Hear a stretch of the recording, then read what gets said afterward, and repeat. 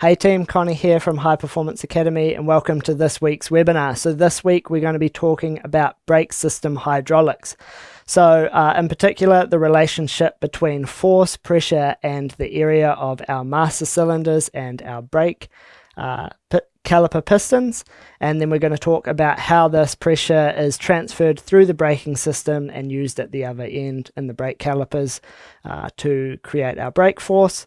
We're also going to have a little bit of a discussion about master cylinder and caliper piston area changes, so changing the size of our master cylinder and changing the size of our calipers as well, and what that means for the vehicle as a whole, things like bias and pedal feel and things like that.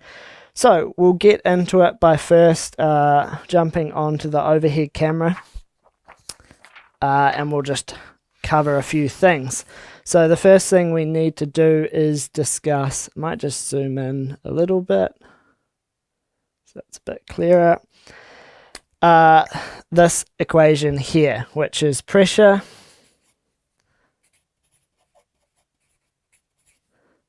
equals force divided by area.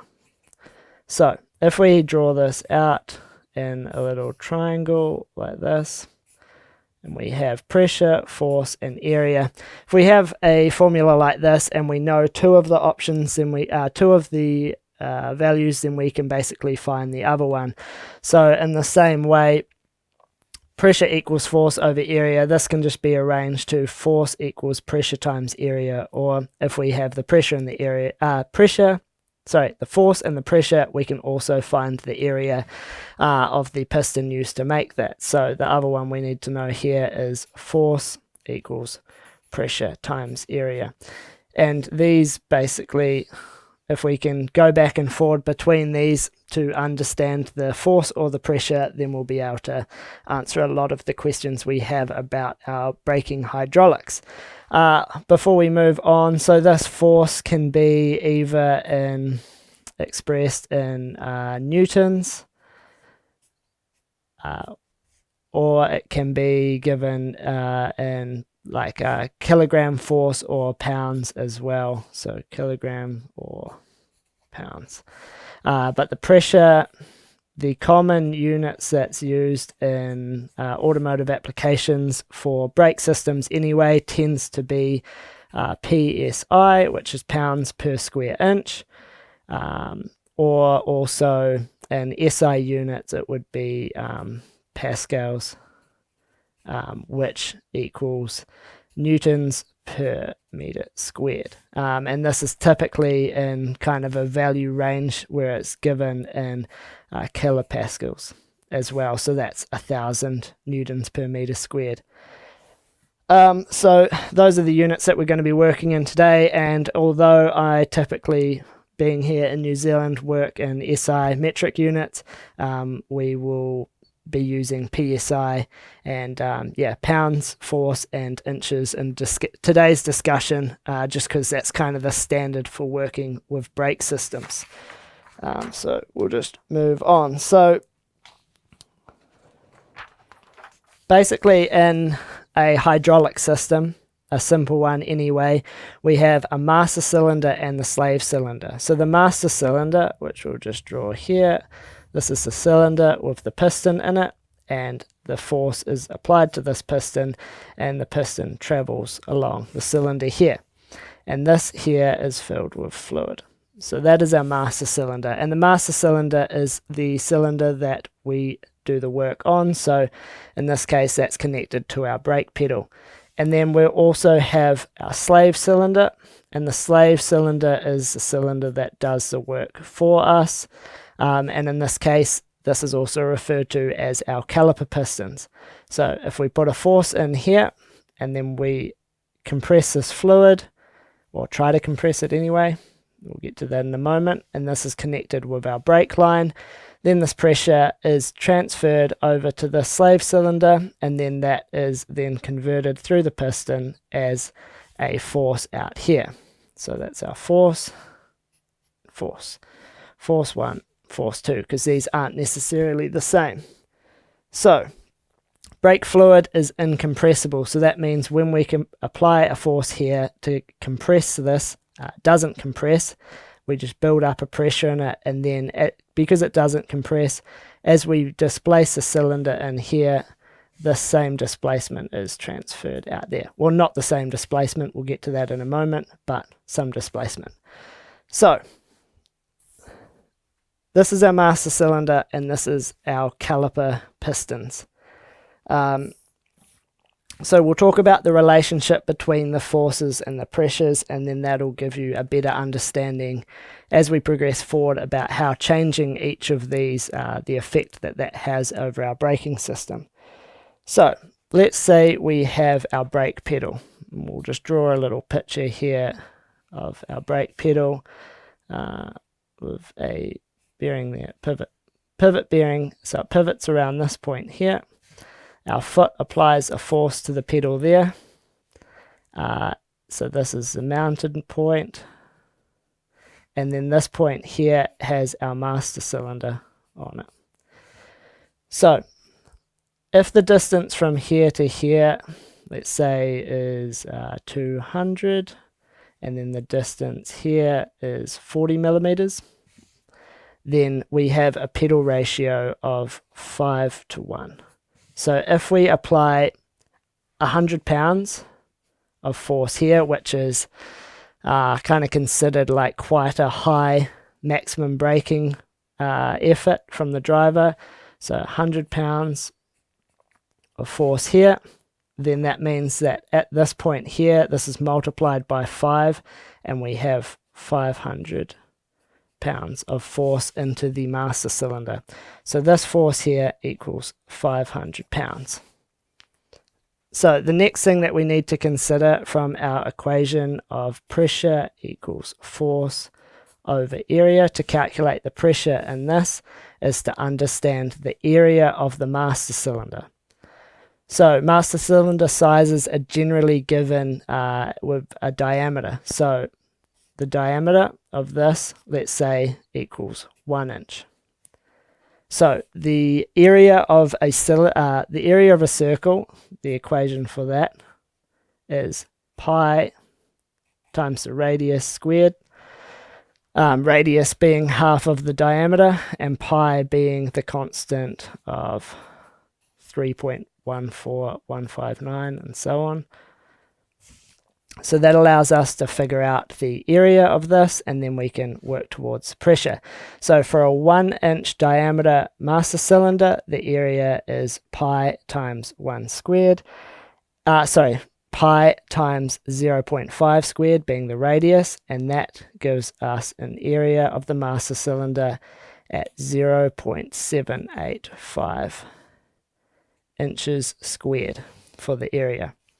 And then from there we can find the pressure in the system. The pressure is 500 divided by 0.785, and that equals 636.9 or so PSI, because that's pounds on the top, square inches on the bottom, so pounds per square inch. So now that is the pressure in the system, and since our fluid is incompressible, that is converted through our brake line, and that is the pressure that we'll also see here. So all we need to do is understand the area here, and then we can work out the force out the other end. So if the area of this one here is the same, so let's say we use our brake caliper pistons 1 inches, and we have just a sliding piston with one single 1 inch diameter caliper piston, or if we have a fixed piston, a 2-pot with 1 piston each side, that'll also be the same. 1 inch cylinder on each side, the area will be the same, so the area here is 0.785, and we can clearly see that if we rearrange this, then the force that we're going to get out here is 500 pounds. So what happens if we change the size of either of these here? So let's just look at changing the area of this one here. So let's say this isn't the case, and the diameter down here of this one is actually now 2 inches diameter, then that means that so that's double the diameter, but the area is not double the area because of this formula here. The area in this case is actually essentially pi, 3.14, and so on, inches squared, which is actually about 4 times the diameter, sorry, 4 times the area before. So when we put all this in our equation again and find out the force equals pressure times by the area, we end up with 2,000 pounds of force. So we've gone from 500 pounds of force up here with a 1 inch diameter master cylinder to 2,000 pounds of force down here with a 2 inch diameter caliper piston. So it seems like we've just basically got 4 times our force for nothing, and that's great. That seems great. So what's the downside that happens here? And that really comes down to this displacement here. So in this case, if we have a 1 inch master cylinder, and let's say we displace this here, so there's 1 inch of travel. So we press down on the brake pedal however much, and then we get 1 inch of travel here. So this is 1 inch. So how much, by the time that gets to here, we're not gonna, if this was the same size, so this area was the same as this one here with a 1 inch diameter, we would also get 1 inch of travel at this end.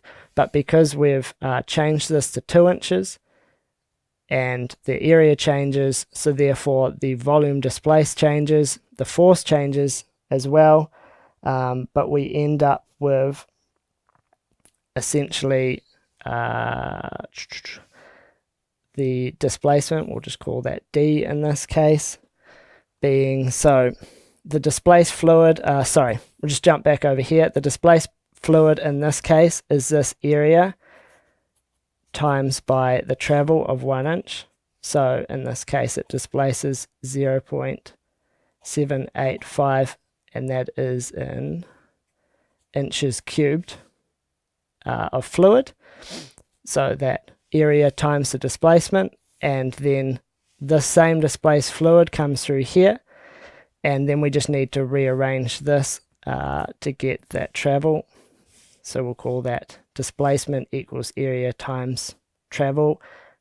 So in this case, if we rearrange that, the travel equals the displacement divided by the area.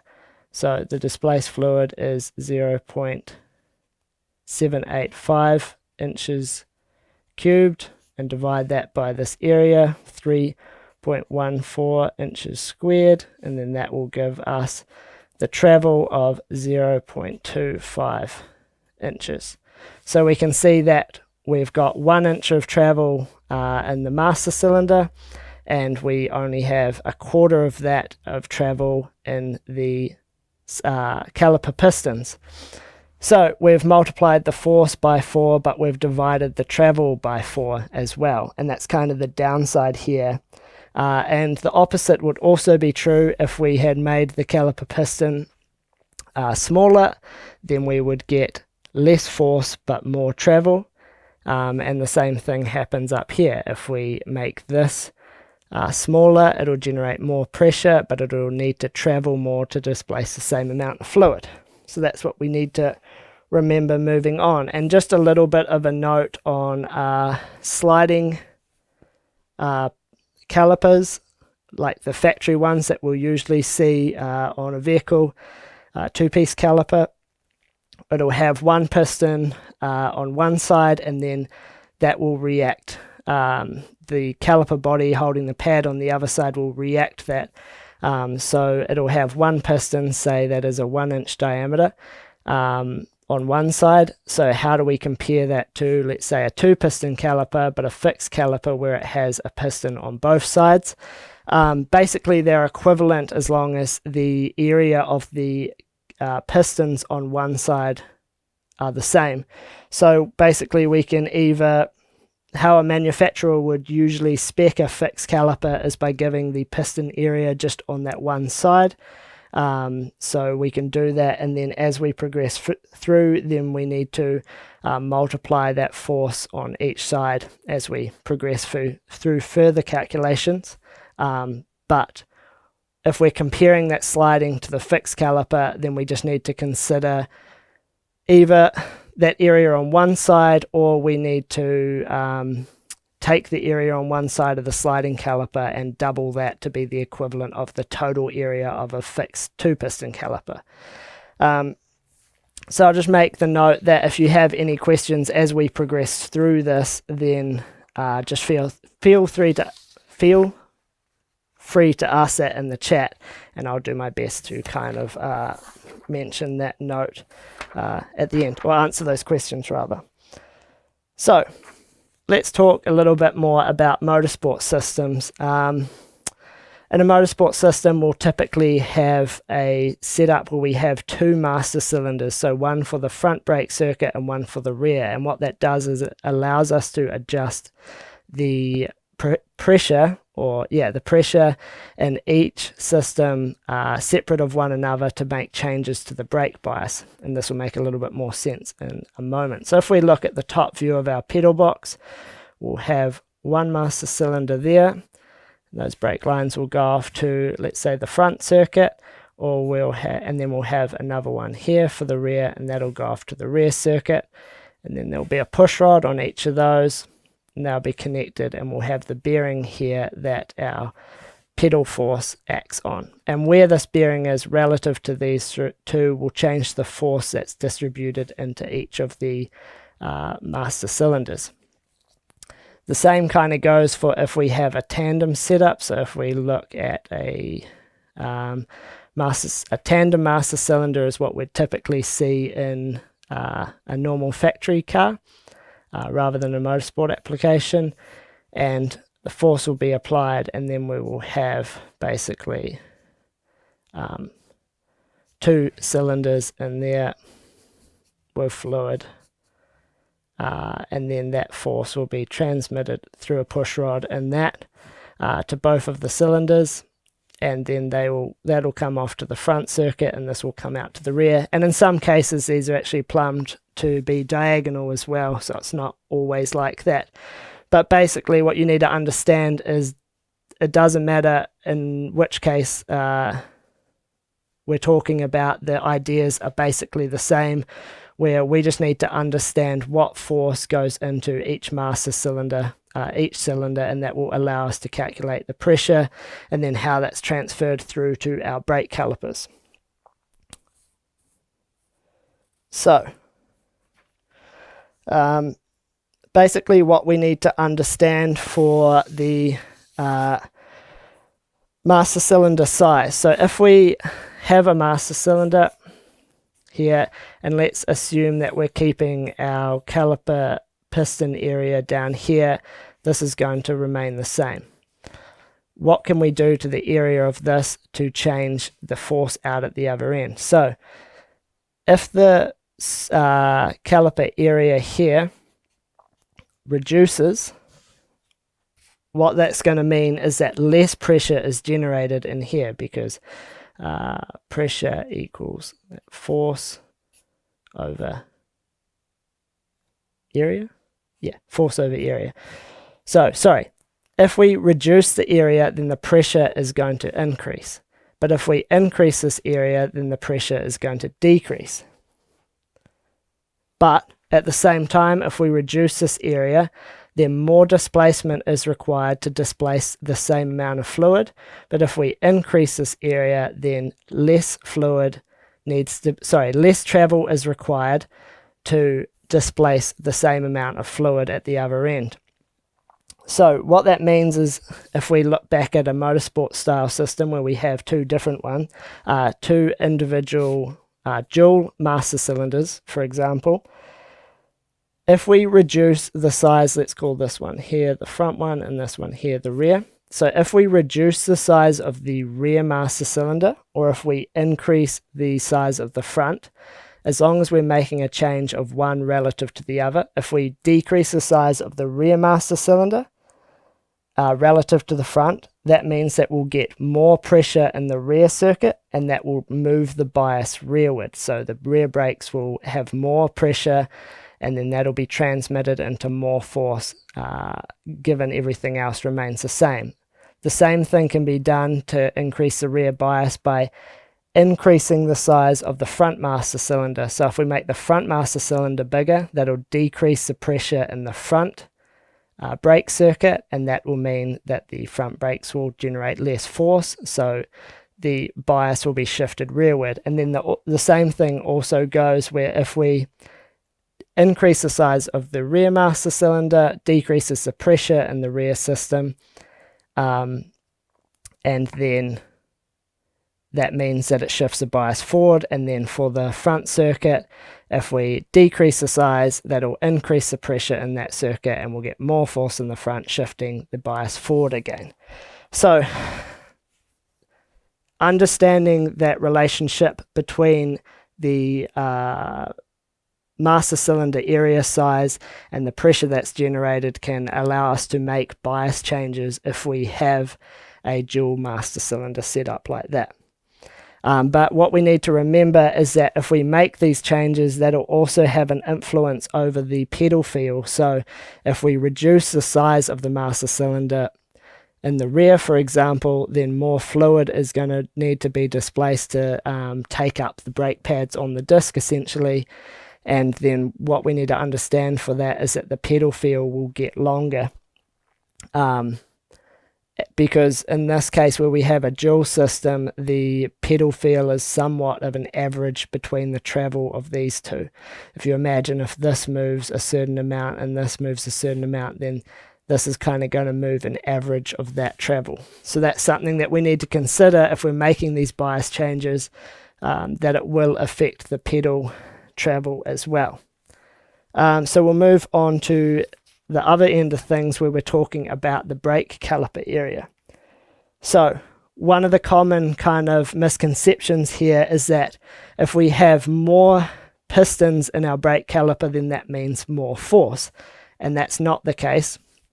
If we look at, say, the cross section of a brake caliper and it has one big piston in the middle, if we compare that to another brake caliper that maybe has two smaller pistons, if the area of this is the same as the area of these two, then in terms of the force that's generated, it's exactly the same. The thing that you need to consider is that the real benefit of having multiple pistons is it distributes that force better on the brake pad, and that allows us to run a bigger brake pad or reduce the pad taper. So we're able to control the wear on the brake pad better, and running a better brake pad also helps with the thermal mass of the system and the brake's ability to manage heat, which is basically one of their primary function, is converting heat energy into, converting kinetic energy into heat energy, dissipating that energy. So if we do increase the size of the brake caliper pistons, then we will get more force. If the area goes up, then we know that force equals the pressure. So we've got the same pressure because we haven't changed any of the master cylinder stuff, times the area. So if the area increases, then the force also increases because it's directly proportional.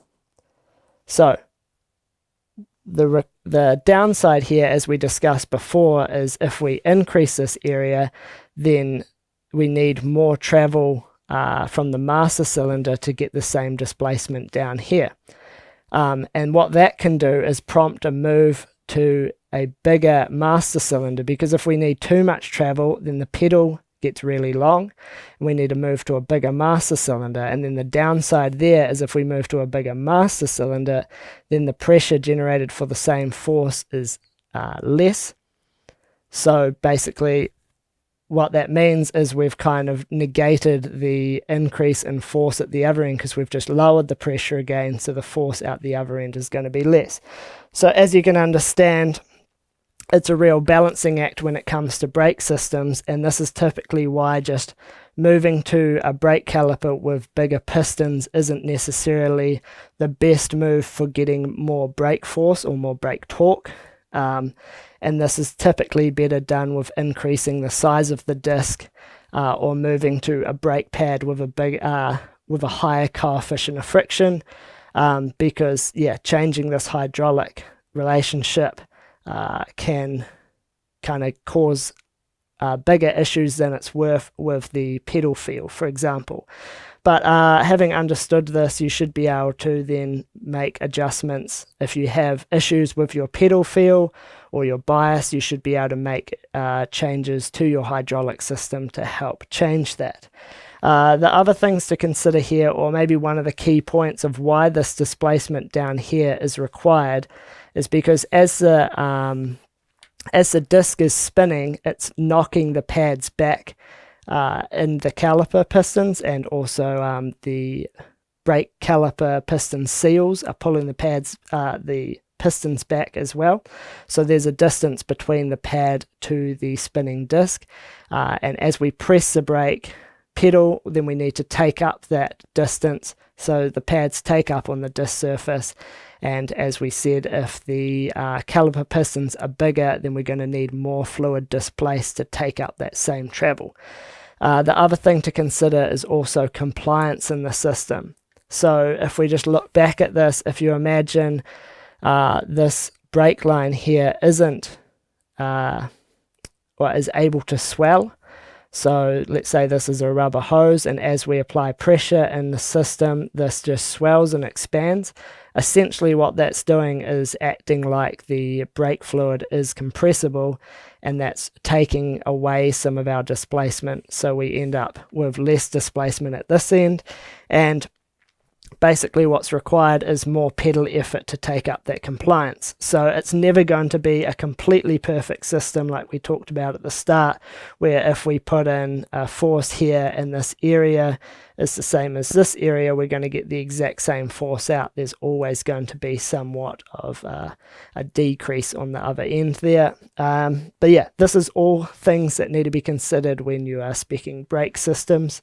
But hopefully that little relationship in terms of the pressure and the area it goes helps you a little bit to understand that it's quite a common misunderstanding that moving to a larger diameter master cylinder actually decreases the pressure, and you'll end up with a longer but lighter pedal feel, and going the other way. So decreasing the master cylinder size gives you more pressure, so you'll end up with a longer but a lighter pedal feel. And if you're increasing the size of the master cylinder, you get less pressure, which will basically make the brakes feel heavier, but a shorter brake pedal as well. And in the end, we're trying to work towards a system that has good balance, so basically you can feel and modulate the brakes the best. You don't want to be have to put in too much effort that you can't achieve the target amount of brake torque. So you don't want it to be too heavy, but you don't want it to be also too light that it's really easy to lock the brakes. And then the similar thing goes for the travel of the brake pedal as well.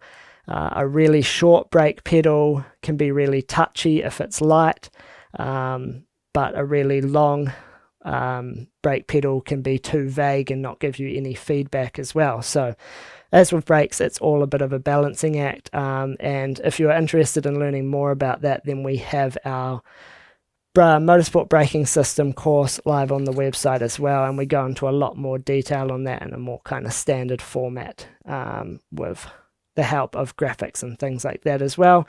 We talk a lot about the all the different aspects of motorsport braking system design to show you how to modify, improve or optimize your system, or design a system completely from scratch. So I'd recommend checking out that course if you're interested in learning more about brake systems. I'll just jump on and see if there's any questions I can answer. All right, we do have some questions. Sorry about that. My page just wasn't refreshing.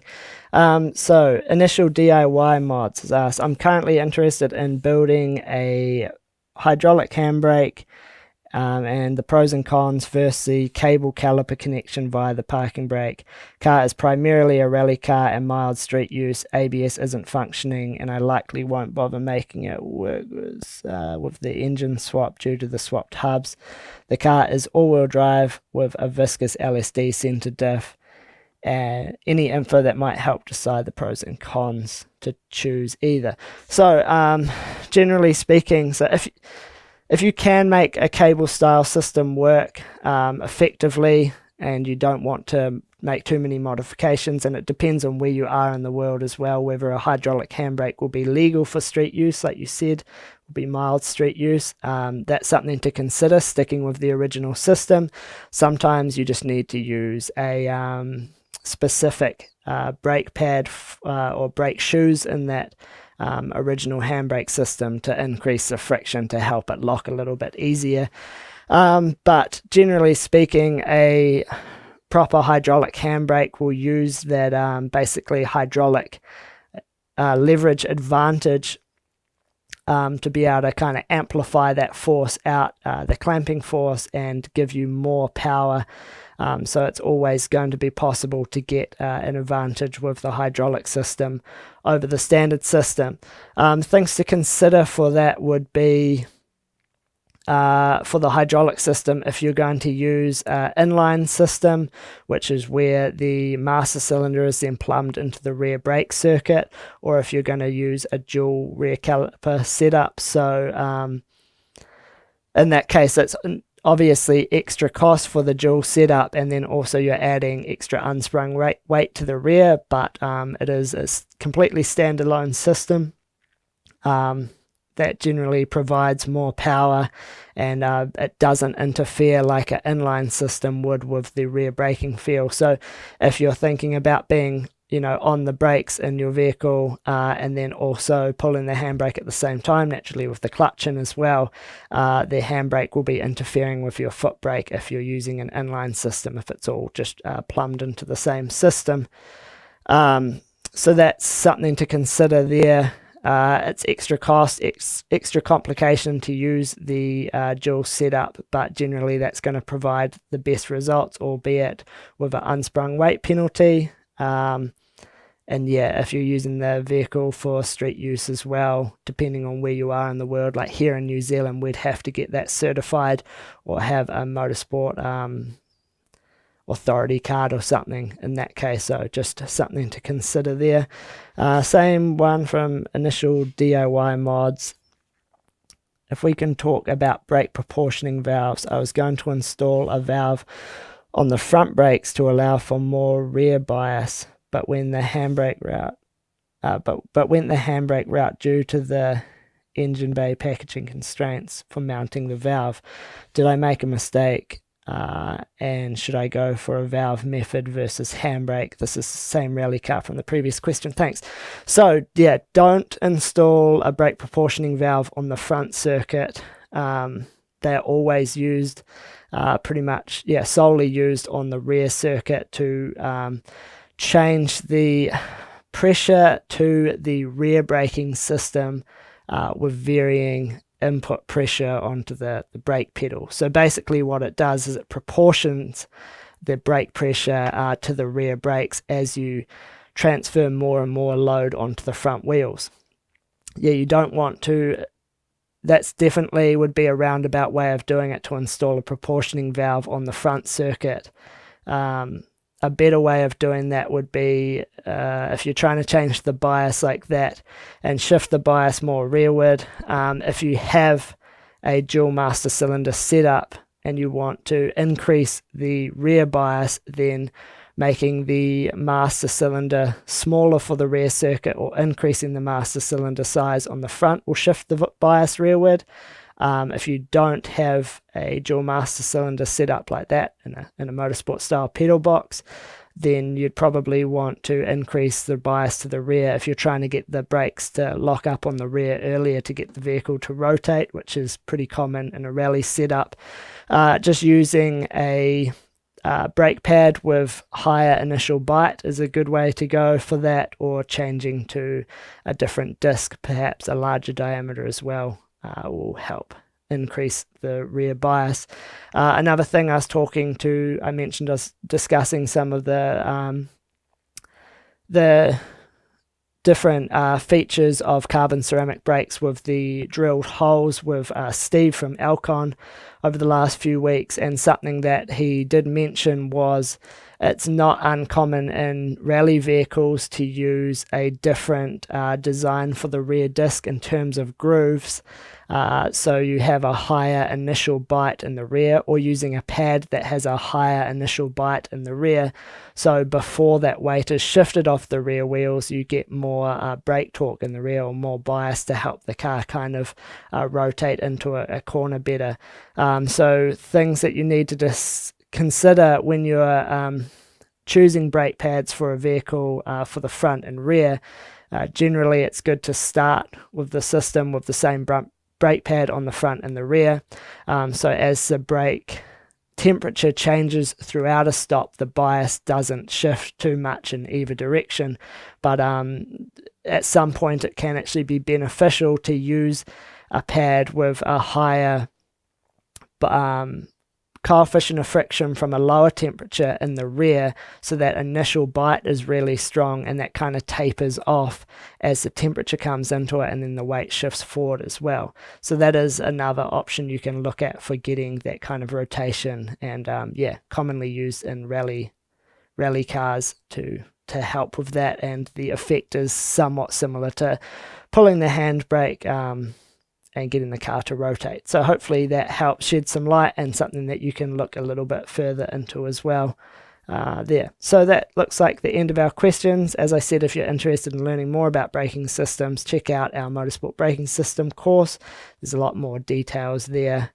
Hopefully that'll help. But thanks for watching this week's webinar, and we'll be back next week with a different topic. Cheers.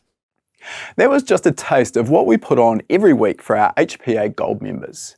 Our Gold members are able to watch these live and ask questions and get answers while we're presenting. After the webinars have been hosted live, they're added into our webinar archive, where our Gold members can rewatch them at their leisure.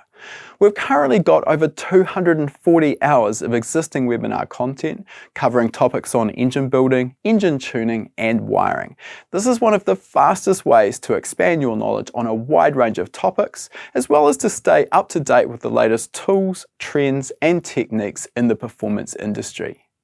Our Gold members also get access to our private members-only forum, which is the best place to get fast answers to your specific questions. Gold membership can be purchased for just $19 per month. However, you'll also receive 3 months of free access with the purchase of any of our courses. Click the link in the description to learn more.